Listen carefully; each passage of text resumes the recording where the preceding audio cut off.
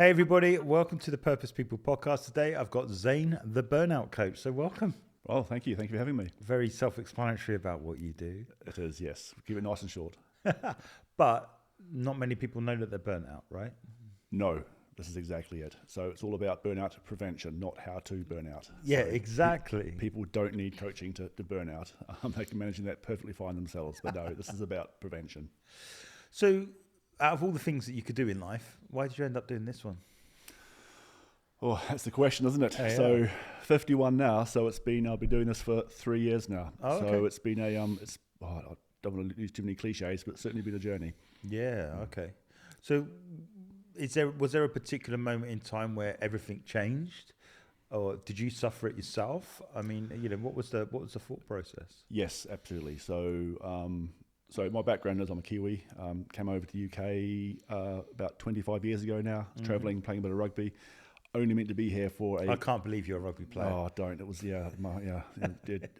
got kicked out of jockey school for obvious reasons and had to find something else to do. So came over doing that, playing down in the southwest in Devon there. And then only meant to be here for a couple of years travelling. The plan was to go back to New Zealand and get back on with everything.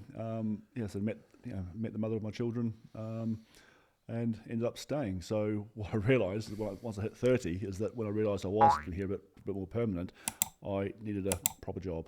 So I looked around and joined Devon and Cornwall Police. Right. So I had 16 years policing down in Devon. And like I say, I thought I was there for long term, but like I say, yes, there was an issue. 2020 was my year that everything sort of changed for me. Yeah. I had a bit of a medical episode on the way to work one day. I collapsed. Wow. And that was interesting. And what it was, I mean, after I finished, after I collapsed, it was obviously a bit was going on. So I got put in front of people, had time off work. People spoke about PTSD, CPTSD, and the rest of it on the back of a couple of particularly unpleasant jobs I dealt with in the months leading up to the incident. Right. That was fine. That was what initially was looked at. So I went through the usual, sort of had a couple of months off, put in front of someone, got a bit of help put in place, came back. 6 months later, things started feeling a little uncomfortable again, went off. But the second time was when everything changed for me, because what happened was I spoke to someone different this time. And luckily for me, it was someone that had a lot of experience working with emergency services. Yeah. So, and she just said, look, I'm not interested in the last 6 months. Tell me about the last 10 years. Because I think she had an inkling about what was going on. So I just laid everything out. And she just said, look, this is not PTSD or anything like that. She used a bit of probably a stronger word, but she sort of, you're just knackered. Wow. And she said, you're burnt out. And that was probably 8 months after I'd had my initial issue. Bearing in mind this was 2020, so so when when I came back after my first incident, we went into lockdown. So I had probably 3 months where I was policing during the lockdown, which probably put a lot of things to the side. And the pressure at work, even though it was a particularly unpleasant time for a lot of people, it did sort of take a lot of pressure off the day-to-day policing, because it was just dealing with a single issue, as opposed to the complexity that the policing. So what was your role in the police? So I was a typical police officer. So I was a response officer. I had time on neighbourhood as well. So I looked after the town centre and one of the market towns in Devon for a while as well. So it was pretty standard police career. PSU. So that was all the going, the football matches with all the shields and the helmets and doing all that. So a bit of that. But the one role in particular that is quite pertinent to what I do now is I was a search manager as well. So I used to manage all the complex search and rescue stuff that was going on. Right, okay. So, and how it all sort of tied in was, obviously I came back, we looked at burnout sort of 8 months after I came back. And it was then that everything started making sense, because when we talk about burnout, we talk about it not just being something that happens overnight. It's stuff that builds up over years and years and years. Yeah. And what we can do, if you look at it, there's sort of different stages that you go through as you move through the gears with it. And what was really obvious once I worked that out was that I could see in the years leading up, as I was things that were happening, as I was tipping into the next stage and the next stage, until I got to a point where I had where I collapsed. But one point I make a lot with the work I do and the workshops that I run is I talk a lot about the 4-letter F word in regards to burnout, and that's fine. And that's the word that a lot of guys will throw out when they're asked how they are. Yeah, of course. And the mad thing is that literally hours before I had my moment, someone had asked me how I was, and I'd said I'm fine, and I'd believed it. I wasn't trying to downplay anything. I genuinely believed I was okay. Everything in my life was finally settled down. I was in a good place with work. I'd managed to, I was about to start, another role that I was, been working towards for a couple of years. So as far as I was concerned, I was fine. But really, what had happened was my body had just been waiting for a time when it was safe to stop me, and say, right, you need to stop now. So you've obviously you said that your body has taken this over time. Was that because was it because of the stress that you were under, or was it the amount of time that you were working, do you think, or a combination of the two? Combination of the two, but really the what the issue was, and because at the moment when people talk about burnout, they talk about workplace stress that's not been properly managed, and what it does, it just misses the huge elephant in the room. Whereas, for me, workplace stress wasn't an issue. Policing remained the same for the 16 years I was in. I was still dealing with the same jobs I was dealing with. The difference for me, though, is that was what was going on outside of work. Right. So I divorce, trying to manage that. 2 young children that I was trying to parent as well. And for me, what it was, I just didn't have anything outside of work that was offsetting the stress at work. Yeah. And so what was happening was I had managing stuff at home, shift work and everything else as well, going home, and there'd be no real way of recharging when I was there. And that's what the bulk of my work now focuses on in regard making sure that people understand just the connection between managing stress at work and how to offset it when they're away. It's a really interesting concept. Yeah, I'm not saying it's a concept, but it's very interesting in the fact that having heard that, because a lot of people talk about burnout and it's always the job that's the problem. Yeah. So it's like, well, if I weren't working so many hours, But I love the fact that you've said, well, no, it's actually the stuff that you were doing outside of it that actually contributed to it. And obviously, I know through studying leadership and whatever, some of the top 10 US companies say if you go through divorce, like a high level, they won't employ them for 2 years. Yeah. Until they say they get divorced on September 2029, they're not employing them to September 2031 because they said the amount of stress and the stuff that they haven't got much capacity for anything else because they're having to work through that thing. So a lot of these high level businesses recognize that divorce, just that alone, is a big deal. Yeah. Rather than it just ended. It's like no, that is an emotional weight to carry. Is huge. And I'd have an issue with putting an arbitrary 2-year thing on it as well, because some people, if they're doing it properly, within 6 months they'll be fit to go back to work again. If if they've just spent 2 years spinning the tires and stewing in their own nonsense for 2 years, then you need someone that can walk you through that process, absolutely. right? And you need that information. And you need to be making sure that you're doing things right. And it's just recognising just how unsettling change is, full stop. And it's not even about anything bad happening as well. We talk around change can be a promotion. It can be it can be.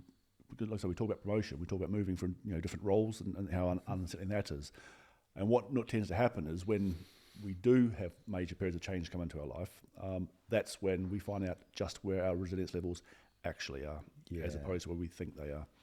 Yeah. And I go back to the last role I had was with the being a search manager. It's difficult to talk about because you've got half the jobs I dealt with were what you'd imagine: walkers going missing on the moors, falling, getting lost, getting injured, and having to sort of get the mountain rescue teams out and the RNLI and the rest of it. And finding people that wanted to be found. But the other half of the job was finding people that were either despondent or had issues around sort of their around the emotional capacity, whether it's through dementia, whether it's through sort of age, or whether it's through someone that's not feeling particularly well.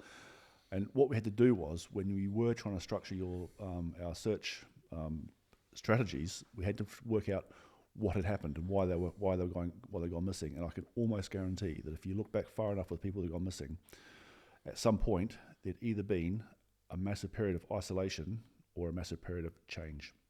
Wow. And that was usually the what had been that had triggered their path from there to down to there to sort of 5 years later, having myself sort of looking at them as a subject and having to sending 80 odd volunteers out onto the moors to try and find them. What's interesting in terms of what you're saying is that we almost grow up in a society where, we all accept that change is difficult, but we just get on with it anyway. Yes, and that seems to be the thing. Well, life always changes. You can't. Yeah, but okay. But how do you manage it? And I think that's what you're highlighting there. Exactly that. And it's just recognizing. And it's not about going into a spiral or sort of having to make any major changes. It's just recognizing that it is impactful. And just leading back into what you need to be doing to keeping yourself well. So for me, like I say, policing, a lot of it was very, very reactive. Something bad goes wrong, the emergency services come in to try and mop everything up. Yeah. So, and what I really wanted to sort of start doing, and big reason why I left, was I wanted to start getting proactive, getting interventions in place early doors, so that people weren't tipping over and needing to reach out to their EAPs, reaching out to doctors, reaching out to to friends and family. That you're able to recognise those signs and symptoms really early and manage them yourself. So obviously you're in you've had that diagnosis from the police officer or the psychiatrist or whoever it was. Psychologist. So they're, in a sense, now you're left with a decision that you're going to have to make some big changes. Yeah. So did they work with you on that, or were you on your own? On my own. Wow. Okay. And that was, because I talk a lot more about it with the talks I give, but I got to a point where, when I was back on track again, I just thought to myself, I had this overwhelming feeling that I never wanted to go back to that place again. And I'd also had a massive overwhelming sort of realization that the only person that was going to be able to make those changes was me. Yeah. And I talk a little bit about where it happened, where that moment happened, and I want to make sure quite clear there was nothing untoward going on, but it was on a motorway bridge, and it wasn't sort of that I was feeling despondent or anything. I just happened to walk across it, and just had this massive sort of deja vu feeling, because 6 months previous I'd been at a commendation ceremony, receiving commendation for getting somebody off a bridge. Wow. And I was just there like going, well, actually this is wild. I'm in the position, I'm in the situation I'm in now. Normally, and I used to police an area in Devon, and the M5 ran through. So I've had the M5 shut more times than I can remember now with that. And I just remember thinking, well, all those times when I was turning up, people were in trouble, and I would turn up, and people looked at if you're wearing a uniform, whether it's a paramedic or a police uniform or a fire service, everyone expects you to have all the answers when you turn up. And so I just thought, well, the only person that's going to be able to help me is already here. Wow. And I left and went home. And I had no idea how I was going to do it. It wasn't like I walked home and the plan just dropped into place. Yeah. But over the next sort of 18 months, everything, things started to make sense. And I started looking at stuff and started, trial and error with a few things, and a few things worked, a few things didn't. And it was then sort of after 2 years that I just thought, actually, I need to be doing this now. Wow. And there's a few other things happened with the police. I was raising a young family, shift work isn't great. Yeah. And so I had to start thinking to myself, how am I going to, and we talk about sort of making sure that you're not sacrificing your today for a future that's not guaranteed. Mm-hmm. And I was working shifts. I had a young family that I was trying to sort of co-parent as well, and just thought I need to get where are my priorities. Yeah, so yeah. I had to sit down and work out how am I going to manage this, and here I am. Amazing. So it's quite funny because have you heard of Rick Moranis? Yes. So Rick Moranis' wife died of cancer. Yeah. And he made that big decision in that instance. He said, I'm done with Hollywood. And I'm like, what do you mean? You're like the richest, funniest guy there is. We'll pay you whatever. And he said, no, I'll do first things first. I've got to bring my kids up. And he's only just come back on the scene now. There's talk that he might get involved with stuff. But he realised that actually his first priority, his first role is that of a parent. Yeah. And did what was necessary. So just talk about the shift in change, because obviously being in the forces and the police and that sort of, it's quite regimented. You know what you're supposed to do. Yeah. My dad was in the Navy. Every month you have a salary drop into your account every month, regardless of what you've done. Yeah. So you don't, you've gone from that to now almost what is a bit different. Like you haven't got the consistency. You're trying to make the future as it goes. How did you get your first client? It was hard work. It was just about consistency, being confident in what I was doing and turning up every day on LinkedIn. Yeah. And just talking and talking and talking. And the best piece of advice I got really early was that if you are not boring yourself with your own content, you're not doing it properly. It was just turning up, being consistent. And then, like I say, my first client, the content resonated. It was a conversation, and I wouldn't say everything went from there, because it was, the first year was hard. Anyone that's started a business understands just how hard it is. Yeah. But yeah, it was just about being consistent, constantly refining, working out what works, what doesn't.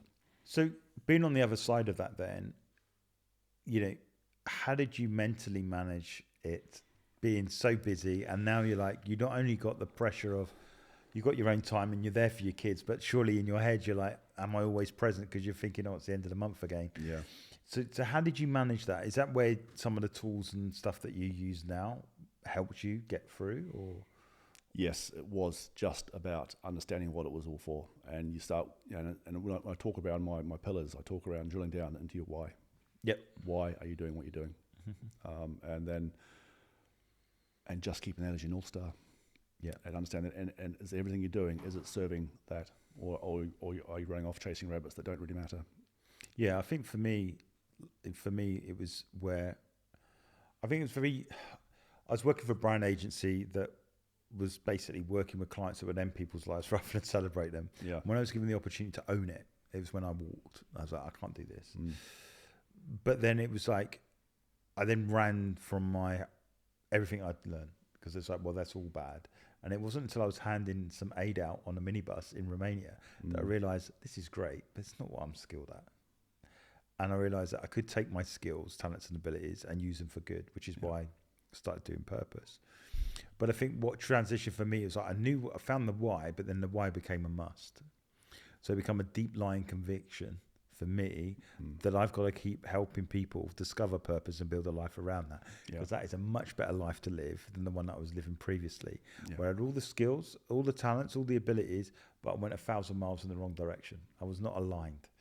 And so for me, I wouldn't say I was unhappy, but there was that something's not quite adding up here, but I'm just going to go with it anyway. So now I know exactly what I'm meant to be doing. My whole life is about building purpose. I've got a podcast. I've got businesses that are helping companies find purpose. We're building software on purpose. So everything I'm involved in has that common theme now. Yeah.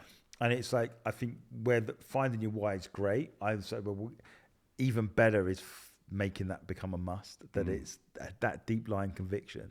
So you talk about the pandemic. Obviously, I got people all around me going, well, I'm going to stop my business. And I was like, well, we're going to keep going. And it was that inner confidence or inner conviction that I'm going to keep going. I'm going to show these guys that there's people out here not knowing what to do now. Yeah. They're going to need to keep their business running. If everyone shuts their doors, who's going to help them? And I think I ended up doing lots of online networking, which was like, sat in front of Zoom with like loads of little screens of all these people. But you know what? It was like when I kept doing it, it got me through, because these people are in the same position as me. Yeah. They've got a business, they could give up or they could keep going. And I think for me, that was the thing, is surrounding yourself with people that were in the similar position of you, that were convicted enough to say, I've got no other option. I've got to make this work. Yeah. And that's what got me through. So like yourself, that consistency, that just keep going, having that why, keep pushing forward, ultimately has got you to where you are now. Yeah. So talk about the type of clients that you're working with now. So, obviously you don't have to name them. No. I mean, no, it's, So working primarily with business owners and their firms. So it's, and you talk around the pandemic with Zoom and online stuff. Yeah. All my initial contact now is in person. I don't do webinars anymore for that reason. And I had a real moment where I was delivering, I did the exact same webinar, the exact same delivery for the two very similar firms. One was a webinar, one was in person. And I just came away after the end of that week and sat down and had a real epiphany that actually the impact I was having in person was far greater than just sitting there having people looking at me through a Zoom screen. So I don't do anything. It's interesting because after the pandemic, when everyone started meeting up, people were like going, "You're a lot taller than I thought you were," because you had no concept of how tall people were. Exactly. Yeah. So that was quite funny. I mean, maybe that's why it worked, because you're so much taller in real life, and they were like, "I'm going to do what he says." I think it is really about leveraging your what you've got, isn't it? So the fact that I am sort of 6'4" and 17 stone, with a bit of presence, just being able to leverage that. So working ideally with also working with management teams. The most impact that I can have in businesses is working with the management teams, with the C-suites, with the directors, because we both know that this is a culture issue, and culture starts from the top down. Yeah, and culture eats strategy for breakfast. You can sit down and strategize and say as much money as you like on working out how you're going to do it, but if you're not getting that culture part right, you're wasting your time. So. And I think that cultural piece goes back to, for me, I've taken a lot of time in looking at how different people work and the world of work. One of the things that we did was we implemented the 4-day work week, and I had my team push back. I said, "Right, we're going to do the 4-day work." No, we can't do it. I'm going, "What do you mean you can't do it?" "Well, we're not going to get our work done." I was like, "Well, you just need to change the way you work." Now, most people would have backed down at that point, where I was like, I believed in this so much that although we worked it in a slightly different way to most, where we do a 2-week cycle, so Monday to Friday and they have a Friday off is week 1, and then week 2 is Monday to Friday and R&D day. So the stuff that they wouldn't get time to learn, like now we're talking about AI, do it on that day. Learn it on that. So give them room to do it. And why that worked well, going back to some of the stuff that you said, is that a lot of my team were of an age where they're having young kids. And if you know anything about having young kids, you don't go out anywhere because you can't. No one wants to babysit these little terrorists. It's like, there's too much work. So what I did is, while they're at nursery or while they're at school, now you can go on a date. You go walk around Bath, or you could go out. And for me, it was like that really helped me in the areas of retention, but it really helped me in the mental health of the team.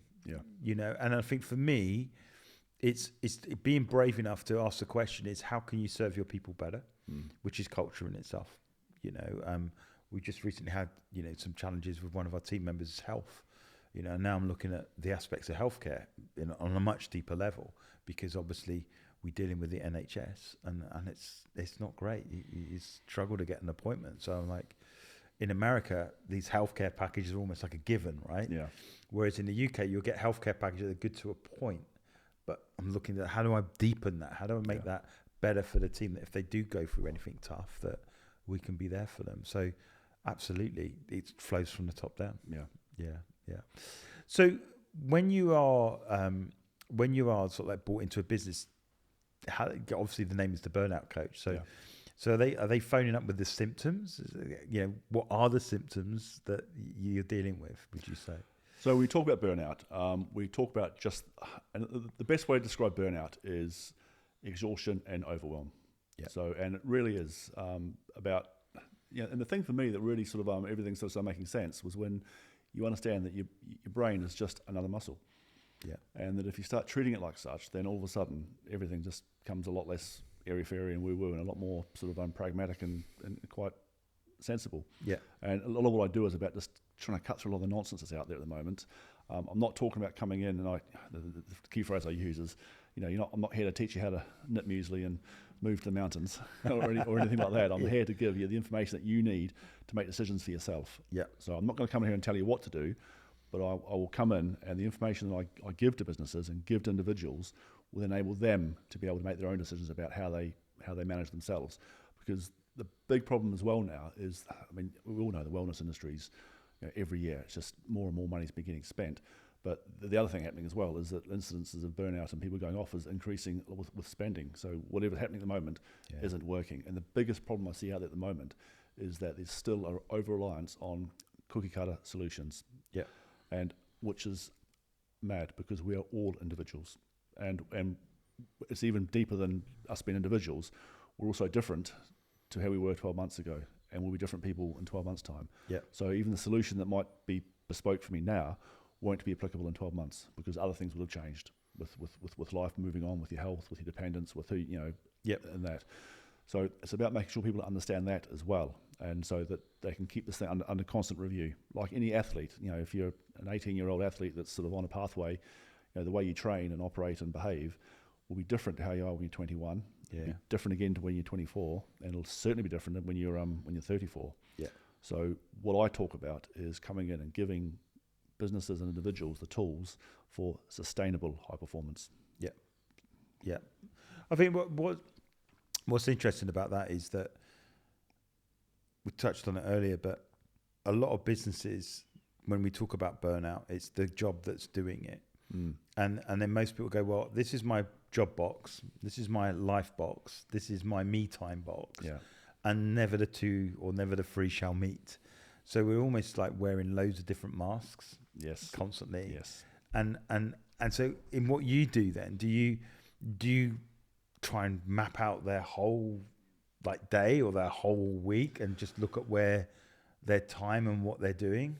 A little bit, but again, it's taking a bigger picture than that as well, because people talk about work-life balance and say, look, we need to be at work for 40, 50 hours a week, and we need to have the weekends to that. But it's a bigger picture than that, because it's not reasonable to have people think that you're going to be going to work Monday to Friday switch off, have the perfect weekend, and turn up on the Monday ready to go. Exactly. So what we talk about is pulsing. So we talk about making sure that you've got, so if you can pulse for a quarter, so you may, as a firm, you may have a big contract coming in, so everyone's under the pump for 3 or 4 months, and it's understood that it's going, it's going to be intense, but there will be an end date to it, and then once that's finished, then there'll be a fallow period where things are sort of a bit more chilled before something comes in again. Where we get issues with stress is where it's just sustained. It's where your workloads are never ending. There's just no end in sight, and people are expected to be coming in and 100%. We talk around, again, the best analogy I can give is my father. He was a maintenance engineer when his work. He's retired now, but his last 10 years he was managing massive food processing factories in the South Pacific in New Zealand and up in Samoa. And his biggest issue he had with his management was pushing back on them, because he was saying you need, machines are rated for X amount of hours, and once they run for that amount of hours, that's when they need to schedule their maintenance. Yeah, he says, and so obviously you've got his management team will come and say, look, can we extend that by another 10%? He's saying no. He said we can, but if we start extending all the machines by another 10%, eating into that sort of that 20%, one is going to have a catastrophic breakdown, and that will shut the entire factory down, and you'll have an issue with that. So it's understanding that you can't be running at 100% 100% of the time. So if you are going to be running 100%, you need to make sure you're putting a block on that and pulling it back and giving time to. That's great. I mean, it's one of the things I said, because a lot of talk has been about work-life balance and stuff like that. And I said, well, to be honest, as an entrepreneur, life is going to be different anyway. So it's like, for me, living life on purpose I don't close it down at a certain time and then open it up. It's just life, right? But I agree with you. What I ended up doing is managing energy. Is that I knew there were certain times where if I'm traveling or whatever, then the following week I don't need to travel. Yeah. Because if I've gone to London twice in 1 week, you come to Saturday and you're whacked, and then your kids want to do stuff, and I can't because I'm whacked. Yeah. And the kid's like, well, that was great, wasn't it? So I've realised that now it's like, if I've travelled intensely there and then in the following week I'm not doing it, so I then have the energy to get back, or I'll go out on an evening to get back. So that's just come through me just being the guinea pig, if you like. And I think I'm wised up to that. It's not about managing time, it's about managing energy. It takes getting a few of these to work that out as well, doesn't it? It does, yeah. You sort of get to that point where you look back on it and think, actually, what was I thinking? Those years were wild. I remember at one point just sitting down going, right, I've got 8 years to go until I retire, so I've just got to tuck up and manage this for 8 years, which was wild. And unsurprisingly, 6 months later, I fell over. But I just remember looking back on that and just thinking, this is wild. Yeah. And the other thing we talk about as well is understanding that trying to plan 8 years ahead with how you're operating now is just nonsensical as well. Yeah. And we talk a lot around in the burnout world, managing it, that sort of what drives you in your 20s will break you in your 40s. Yeah. So people are still running on the same operating system that they were running on sort of 10, 15 years ago, and wondering why things are starting to tweak and break. And Yeah, 100%. And I think that's it. And I think one of the things I'd say with the US, which is slightly different from the UK, is the US seem to have a larger commitment to personal development, in the fact that they talk about this sort of stuff a bit more than what we do. They have to, though. They don't. But what I'm saying is that I know they have the house, they have their car budgets, but they have a personal development budget, because and part of that is I need to talk to someone. Yeah. Whereas in this country, we just button our lip and we go again. Yeah. And eventually that won't work, like you've pointed out or whatever. Eventually that way of operating can't. So I think you have to have people in your corner where you can just go. I'll tell you what, that worked 20 years ago, before we were running 24/7. Yeah. We talk around how it was 30 years ago, when we weren't interconnected, when business ran 9 to 5 Monday to Friday. Yeah. And you weren't contactable come 6 o'clock Friday evening. You weren't. You just weren't. And there was an expectation, because how? Yeah. And someone ring your landline at work, and you just don't answer it. Yeah. And then weekends, everyone would be involved in sports clubs. People would be involved in sports clubs, so you'd be down there. People had hobbies, and everyone understood the weekends were for that. Now, with this 24-hour culture running in, there's just a real bleed into all that time, and it wasn't that people were consciously shutting off; they just didn't have a choice. You talk around sort of my father's generation, and sort of a little bit older than I am. Everyone had hobbies that they did, because if you fished, or you went hunting, or you went you had a motorbike, or whatever you did, you went out and you were uncontactable for the day you were out. Yeah. And so you weren't sitting there sort of looking at your phone and with other stuff. You were.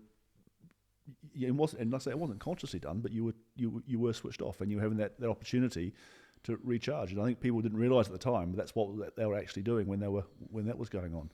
Yeah. So a lot of what I do now is sort of just try to tie back into that way of thinking again. Well, there's a guy called Gary Vaynerchuk. I don't know if you've heard of the guy. Yeah. So he was talking about this year in particular. A lot of the Gen Zs now are getting together, what they call go analog, where they literally just put all their phones in a box, and then they're out the way, and they go and do the activity, and then they pick the phones up after. Yeah. And I think that's been very much, we go and do an activity, but we've got to take loads of pictures of it, and they've got it on paper. Now it's like, no, we're done. Yeah. It's just like we switch off, we go off, and we just enjoy the moment. And I think my biggest thing as an entrepreneur was very much like, I can't enjoy the moment because I'm always trying to get onto the next thing. Yeah. And I think that's what shifted for me as I got older, is yes, manage an engine, be learning to be present. Just learning to go, life is never going to be perfect. And I think one of the things that got me thinking that way was, if you get your phone out and you go through all the pictures that you've taken over all the events that you've done, if you were honest with yourself, when you click on that picture and go, oh, that looks amazing, you weren't necessarily there. No. Your picture's there, but your head was on, I need that contract to come through next Tuesday, or I've got to get back to that email, or as soon as I've done this, I've got to get onto this. And it was when I saw that, I was like, you know what? I need to value these moments more, because before I know it, like when you can zoom out on the iPhone, you can see all these years and all these pictures. It's like, oh my gosh, life is going by. Yeah. So I think for me, it was that ability to say, learning to live in the moment, learning to, as an entrepreneur, not keep going, what's the next thing, what's the next thing, what's the next thing. And as I said, going analog, unplugging is one of the biggest, most liberating things you could do for yourself. I called it a couple of years ago. Conscious disconnection is going to be the next big thing. Yeah. You heard it here first. I'll say that to camera. Absolutely. And it's already happening. Like you said, there are already groups now that are, you just got to look at pictures of, concerts 30 years ago when we were sort of at that age going out. Everyone was there listening to music. That's it. You might have your lighter if you pulled out to give it a bit of that when they asked for it, but other than that, you were there in the moment. Well, that was it. And I mean, I remember being in the field watching Oasis at Nebworth, and there's not a camera in sight. No. Everyone's just there in the moment and can remember the moment. It's like locked up here. We remember the moment. We're in it. I'll tell you the other thing as well. You remember who you're with as well. Yeah. Because you would, and that would have been a core memory locked in. And we talk around. So this really, we start getting a bit complex sort of ideas now, but that really also ties into this whole idea around psychological safety and sort of making those personal connections with people. Yeah. And I see it now with my own children when they're out with their friends. They're all sort of on their phones and they're not spend that time with each other in the moment with each other, and that's the moment. And we talk around this issue around with young people sort of struggling now. They just don't have those connections that we had when we were growing up because they're not able to make them, and their brains just aren't able to make that. Yeah. But it's about forcing that issue of being present. And I think what we're saying here is that the burnout methodology is that if you are continually connected 24/7, it will burn you out. Yeah, because what's happening is your brain isn't relaxing. No, your brain isn't never. getting a chance to shut off. And I talk a lot about human 1.0, the operating system we were given millennia ago is the one we're still using now, and we were still using it up to 50 years ago. Wow. It's only been the last, and that's as far as time's concerned, it's been a finger snap. Yeah. All of a sudden, we're now in a world that's updating daily. Yeah. And we're still running on the same original system and wondering why we're breaking and wondering why issues are through the roof. And to be fair, I mean, thank you so much for driving out here, but that's one of the reasons I moved to the country. Yeah. Because I was in the city, and regardless of when I was finished, I still feel I was always on. Mm. I was like 5-10 minutes in the car from the centre of Bristol to go and do what I needed to do. But moving here, it was like, I can't get a signal all the time, and that's okay. I mean, the first time we moved here, the internet didn't work. The internet that was supposed to be put in didn't get put in. And then we were like trying to use our phones, which was terrible. I had to stand in the garden. Eventually we got Starlink and it's fine. But I had so much more time to just get stuff done because I couldn't get interrupted. Yeah. And yet also what was good about it was that I could switch off. Yeah. I could literally go, you know what, I'm done. Put everything down and literally walk out my door and go for a walk that way. I'll be back for an hour. Then you realise, hang on. And you probably had your best ideas on those walks. Always. You came back just buzzing. Always. Yeah. Every single time. And I think it was like I made a subconscious move. It was almost like I must get out of this because it's like I'm constantly, it's almost like a negative pulse. It's almost like static, continual static. Like when you get, I don't know if you get it so much now, but like when someone years ago, you said before the mobile phone rang, it always made a bit of a funny sound, and it was like that. That's how it felt. I was there all the time. It's like I'm always waiting, highly charged, waiting for the next thing to react to. But moving out here, it was like I don't need. Leave me alone. And that physiological effect that it had on you, you were the little stress hormones were being pumped into you, so you were constantly waiting, and we heightened alert. Yeah, all the time, and our bodies aren't. They are designed for those to be released for moments of high pressure, and we're designed to, be somewhere safe where we're with friends and family and we're nice and calm and chilled. Yeah, we're then designed to go out and sort of hunt or forage or and recognise threat and to be able to react appropriately to to threat. The world was a dangerous place, but you're then designed to come back somewhere safe and settle. And we would talk about all the walks we had, all your great ideas. We talk about rest, and we also talk about REST, so random episodic silent thought, which is when you're basically shutting down. You've got nothing to do to just walk, look at your dog, or wash the dishes, or cut the grass, or whatever you're doing. And what happens then is your brain will switch off from work, looking at stuff that's going on in front of you, and it will then, all the back office stuff starts happening. It starts filing stuff away. It just starts sort of making sense of everything that's gone on for the day. Yeah. And we need to be bored for that to happen. And that happens also when you're getting proper sleep as well, not just sleep, but proper sleep. So when we talk around that, it's about creating those moments where our brains need to be bored. But at the moment, people are so addicted to dopamine and phones pinging and looking at what's going on and that sort of that FOMO, that we're not giving our brains that chance to stop and to switch to all that processing part. And the processing part as well is, when we talk about burnout, we talk about your prefrontal cortex, the part of your brain that deals with how we rationalize stuff, how we work stuff out, how we and all that. So if that part of your brain is struggling, is burning out, you're not able to assess risk properly either. So Yeah. so when we talk about people getting a little bit paranoid, people starting worrying about stuff, you're not able to contextualize things that are happening.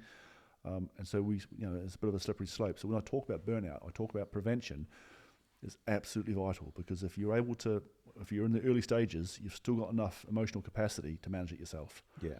But what I talk about is once you're tipping over into stage 3 and 4 burnout, you don't have the capacity to be able to self-regulate and pull yourself back. And that's when you need to be reaching out to EAPs, to GPs, and financial. So all my work is about recognising those signs and symptoms really early. We talk about burnout whispering years before it shouts, and it's about recognising those whispers so that you can manage it then and take action then to avoid tipping over to a point where you're unable to.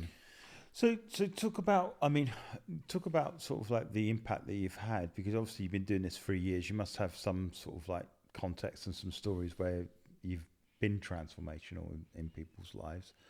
What is it that they've got back, they feel, once they've been given some of your tools? They just get themselves back. They're not reacting. They're not sort of on fight or flight mode. They're able to sit back and be genuinely present and I talk about just helping with decision making, and it's not about telling you what to do. It's about getting you into a place where you're making good decisions. Yeah. And you're making effective decisions, not operating from a position of high anxiety or high stress, because we also talk about, so your limbic, we talk about your prefrontal cortex, and if that goes, everything switches to the emergency lighting, which is your limbic, and then we talk about you're just operating on stress responses: fight, flight, fawn, and freeze. So you're operating from there.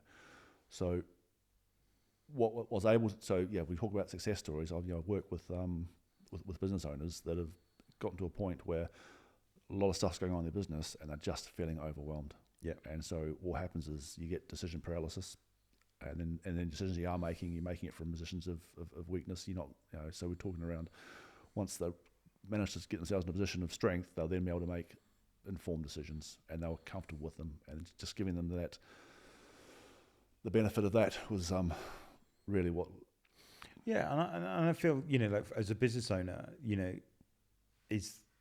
you've had it pretty tough the last 4 or 5 years, with COVID and all the other wonderful stuff that went along with that, and then the fight back, and then, let's bring it back. We're going to lock down again, and dealing with all that stuff. And I think for a lot of, it's good to be around peers where you start talking about it. Yeah. And like, do you remember this? And we went through this, and how do you feel about this? Or you got the opposite, where they got no one to talk to, and they've just keep going. It's like wake up every morning, here we go again, and it's further not good. and further and further down the rabbit hole. There you go. And exactly. It's just about really reaching down and pulling them back and saying, look, we need to stop. We need to get within the emergency services and the military, they talk about that reactionary gap. Yeah. Creating that reactionary gap between the stimulus and your response. Mm-hmm. So when you're burnt out, you have no gap. You get the stimulus and you're responding straight away. Yeah. So, and just giving them that time and space to react and take appropriate action, as opposed to, So obviously, what would you say? When would it be a good time for someone to reach out to someone like you? I think the best. The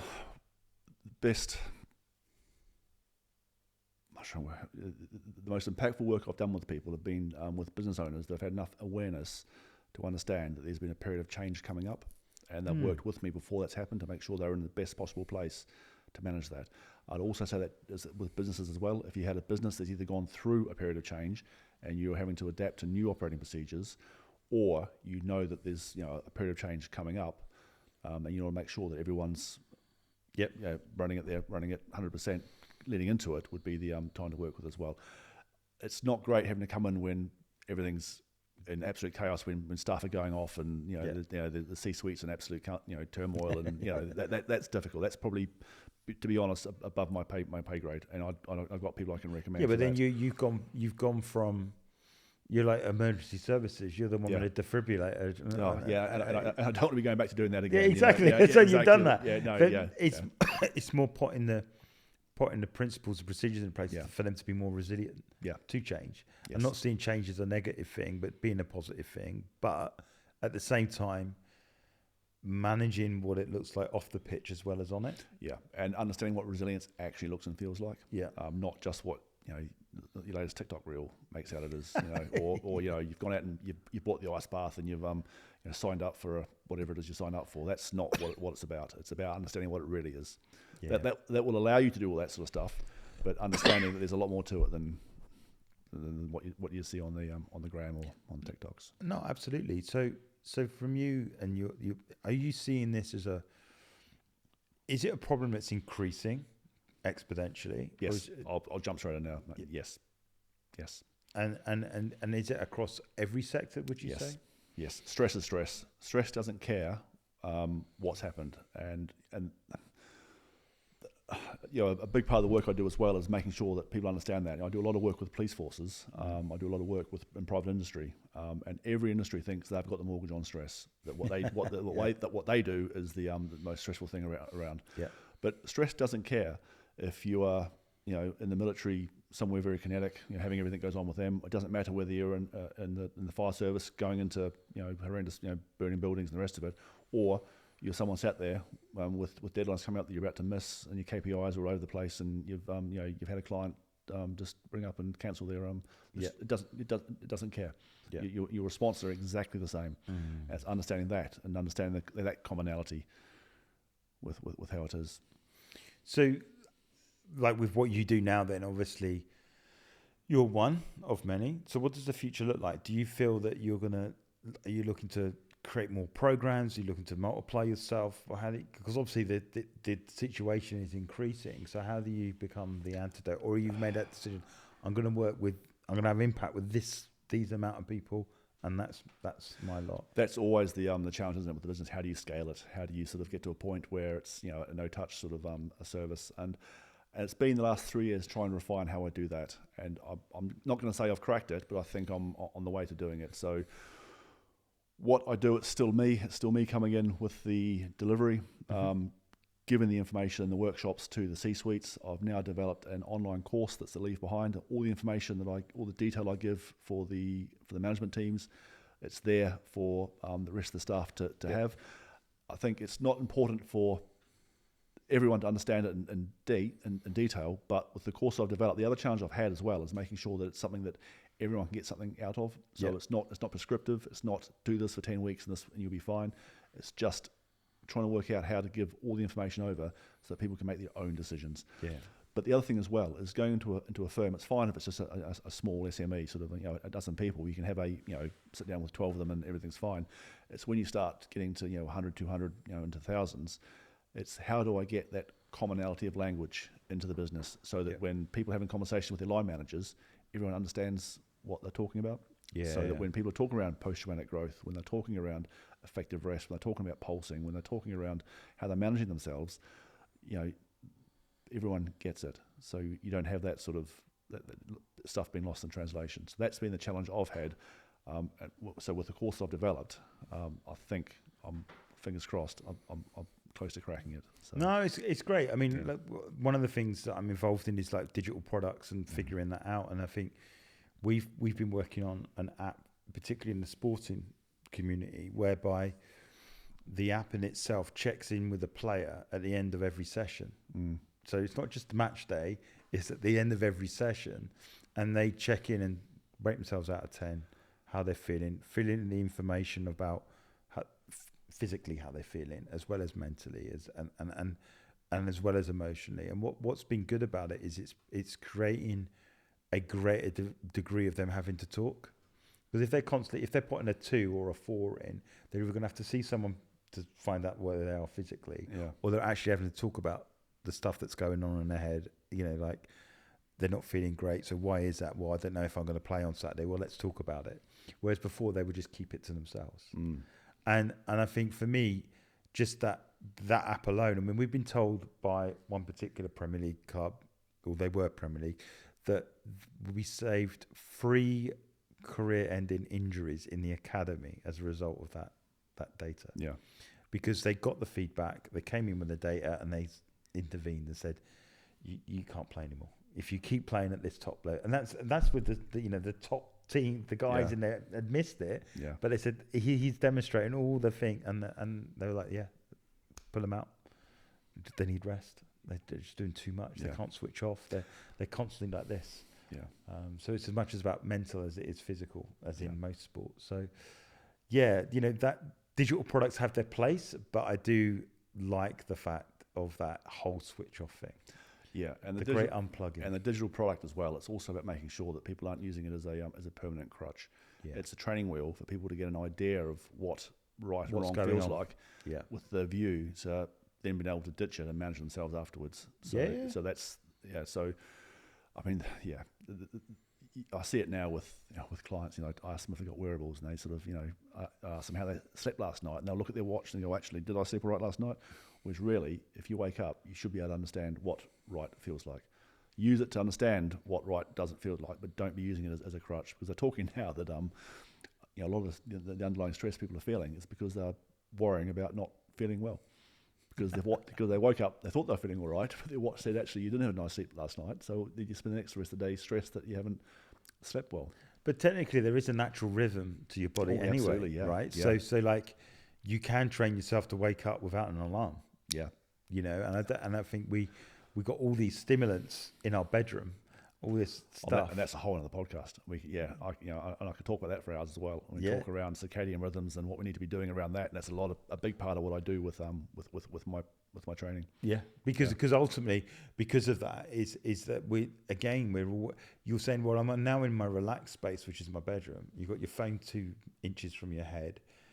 The first thing you do when you wake up is you pick the phone up, and then you see that email that was sent from your client in the US, and you're already on, because they've gone to sleep, and now you've got the problem, and it's like, I think as I've got older, I'm really starting to realize that I love digital, I love the technology and whatever, but it's caused so many problems because we're not boundaried with it. Yeah.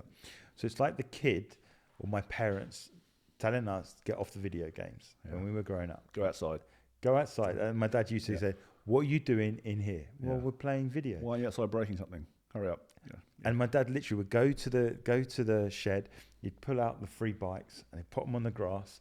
He said, right, there you go, get out. And he'd shut the door and he'd lock that, and he said, don't come back till 5 hours. Yeah, when the street lights come on, we'll see you back. Yeah. And now I look back and thinking that was awesome, because I got that. And what that did is that I got this thing for adventure from that. You'd ride on the bike and you'd only go so far, but now you've got 5 hours. You might as well keep going and see where it takes you. Yeah. It's a bit, we live in a slightly different world than we used to. Yeah, and it's difficult because that world has gone. It doesn't exist anymore. But just getting outside and off the screen, and I think we've gone into this digital social world where we're the ones that haven't got someone telling us get off and stop playing on it and go and do something else. And I think we have to do that. Yeah, and like it did, it then sort of really developed your sense of risk taking, of creativity, and how you were able to manage that. So there is that concern now that if you're not people are basically farming out their creativity, farming out their problem solving to technology now. Yeah. And if you're not using it, you're losing it. So what's happening now is when people are coming up against real personal issues, they just don't have any bandwidth. They don't have the capacity to start working stuff out for themselves. I've seen an amazing couple of memes where they got 2 people interacting, but behind this prompting, they're AI prompting. Yeah. Oh, this guy's come in and he's asked for a sandwich. So what shall I say to him? Yeah. They're typing it into AI, and it's telling me to say, and then they're both doing it, and it's like AI is a tool, and before you know it, you're not going to have creative thinking. No, you just and who's to say AI is right? If you have 100 people in the room, again, another podcast, isn't it? But you have 100 people in the room. The general consensus is not always right. You've got to know what is right for you and for the time and for the season. So I think for me, it's just when I look at us, I think the biggest underlying thing is to self-regulate, to not burn out, is to have that ability to switch on and off, to be the parent to yourself that says, you know what, you need to unplug now. Yeah. You need to, 6 o'clock at night, just chuck your phone in. Because the way the world used to run, it just used to happen. Yeah. The way the world was structured and the way the world ran, those things were just built into how we worked. So we didn't know it, but those evenings where you came home and sat down with your family and watched, you only had 3 channels, so you all watched the same stuff every night and you were together. Yeah. And then those weekends where you spent time with the family, it just happened. And, we're having to recreate, what was just normal life 30 years ago. I always remember, like, I used to wear watches. I don't wear a watch now, but I used to wear watches a lot. And when I used to play football, I never took the watch off. And I remember the last time I had a watch, damaged the strap and the watch fell off or whatever. And I was like, you know what, I'm not buying another watch. When people go, well, how are you going to know what time it is or whatever? And it was like, I knew at one point, I remember travelling to Bristol by bus and I knew where every clock was. So I was never late, but I just knew. I adapted. I knew, there's a clock there, there's a clock there, there's a clock there. And then obviously phones come out and the time's on the phone. But the point was, you adapt. Yeah, and you worked things out. How am I going to work it out? And so you problem solved. Exactly. Yeah. And again, the analogy I use was, I joined the police back in 2006, where we still had map books. I was working in rural Devon, and we had the radio, so we had people with mapping be able to talk us onto places, but you had to work out how to get there yourself. And you knew your patch. I looked after sort of mid Devon, so it was a huge patch. Yeah. But you knew how to get there. And then what I saw was over the years, all the new officers coming in, when sat navs were plumbed into the new police vehicles, they were just what's the postcode, and they'd just drive into the postcode. And what I noticed all of a sudden was that officers would have been working on that patch for 3 or 4 years, and they didn't know how to get around.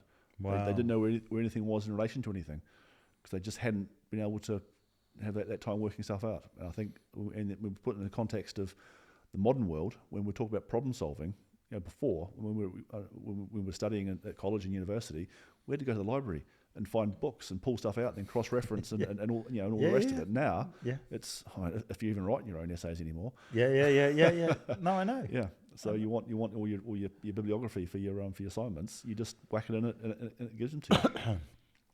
That's another podcast. So we got about 4 podcasts already there. But is that people are getting information to pass an exam, not to get information for understanding. Yeah. And I think that's a big problem with the education system, is that the whole education system is set whereby we get a tick and we get the accreditation and get the thing, but do you understand it? No, I did it for that day and that time. And my wife is amazing at it. She said, she studied languages at Nottingham University, and she said, I just crammed for 2 weeks, come to the exam, I nailed it. But ask her what she did, she can't remember. And I was like, well, surely that's a problem, isn't it, with the education system? She said, yeah, it is.